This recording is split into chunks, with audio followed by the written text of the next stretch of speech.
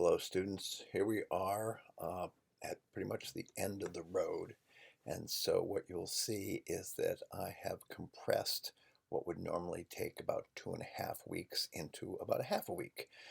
And so I had to make some executive decisions on what were the big ideas that I thought we would be most valuable and introduce them to you. So there are a couple of two new additions to visual communication in the news, both of which are, well, one is a little disconcerting. It's about deep fakes, this ability to make fake videos, and the other one is stay-at-home masterpieces, and it's kind of fun. It's one of the ways that people in Russia have been dealing with the COVID-19 is where they sort of act out masterpieces of painting.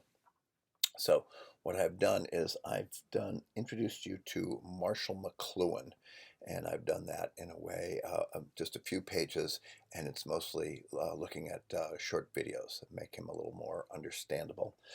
And then we were reintroduced to Aldous Huxley. You met him once at the beginning of the term, just in terms of the Huxley-Lester model. And so now we're going to give you a little bit of Aldous Huxley to try and wrap that up. And then finally, you're now working on your visual communication projects number 3, and now you need to do your final projects. And so I put in a page there, which is a list of the companies that students in past semesters had redone the visual brand.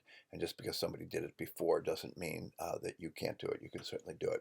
And as I was thinking of reasons why a company would, want to redo their brand, I would not be surprised if Corona Beer is going to engage in a complete rebranding, possibly change the name, given the impact of COVID-19.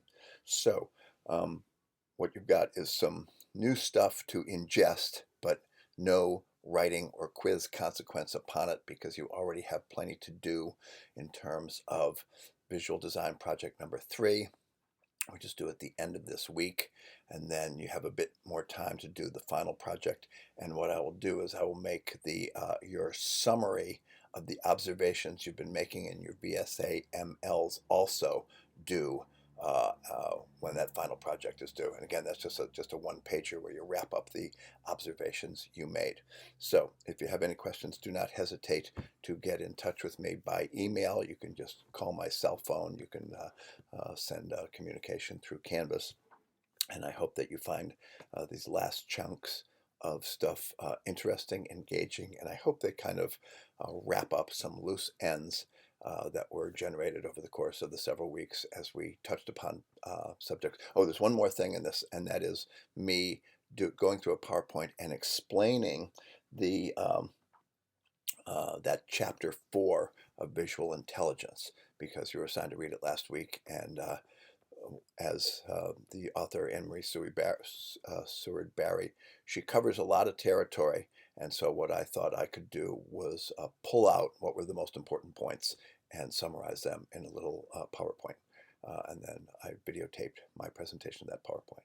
So if you have any questions, by all means get in touch with me, and I look forward to whatever you have yet to submit.